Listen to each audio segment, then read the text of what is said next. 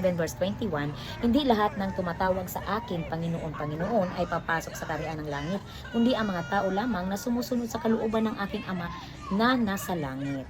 Sa araw ng paghuhukom, marami ang magsasabi sa akin, Panginoon, hindi po ba kami ay nagpahayag ng mensahe mula sa Diyos, nagpalayas ng mga demonyo at gumagawa ng mga himala sa iyong pangalan? Ngunit sasabihin ko sa kanila, hindi ko kayo nakikilala, lumayo kayo sa akin, kayong mga gumagawa ng kasamaan. Kasi yung iba nag-stand sa religion. Oh, yun, mahirap yun, di ba? So, kapag nag-stand tayo sa religion, hindi kay Jesus, syempre, yung mga ginagawa natin, hindi kalugod-lugod sa Diyos. Kasi yung stand natin, religion.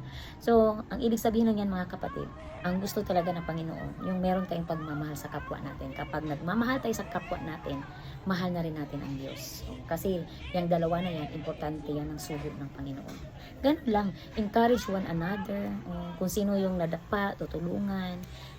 Dito sa mundo magtutulungan tayo hanggang dumating ang Panginoong Hesus. Kaya i-share talaga natin ang salita ng Panginoon para marami pang talagang babalik loob sa Diyos o hindi yung sarili pa rin nilang sinusunod. Kailangan kapag tayo ay sumusunod sa Diyos, i-reject natin yung pangsariling gusto natin.